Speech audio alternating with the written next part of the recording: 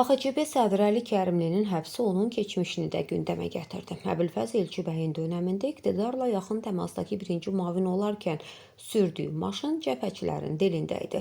Bir xəbər media Yeni Çağaza istinadən xəbər verir ki, maşından daha çox avtomobilin hədiyyə olması müzakirə edilirdi.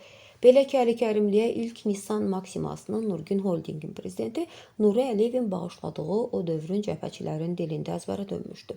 O dönəm mediada öz qəzeti ilə AXCB-nin yurd qanadına dəstək verən Nurgün Holding Azərbaycan milli burjuvaziyasının ilk qaranquşlarından hesab olunurdu.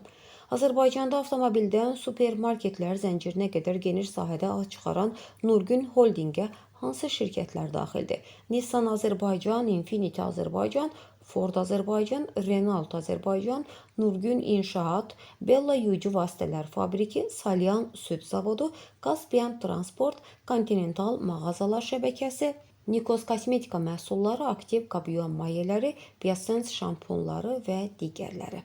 Bir müddət öncə MBC Bank və Rəvan Sığorta kimi bank və sığorta sektorunda da olmaq istəyən Nurgün Holding oradakı rəqabətə davam gətirə bilmədi. Ancaq digər sahələrdə mövcudiyyətini davam etdirən Nuri Əliyev haqqında iddialar Əli Kərimliyə maşın bağışlamasından başqa məsələlərlə də bağlıdır.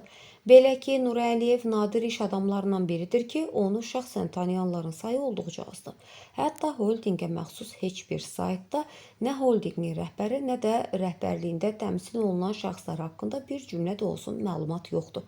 30 ildən artıqdır Azərbaycan bazarında çalışan, iri layihələrdə pay sahibi olan bir şirkətin rəhbərliyi haqqında ictimaiyyətə açıq informasiya təqdim edilməməsi suallar yaradır.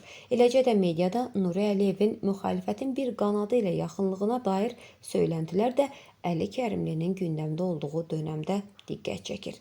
Səsləndirilən iddialarla bağlı bütün maraqlı tərəflərin mövqeyini işıqlandırmağa hazırıq.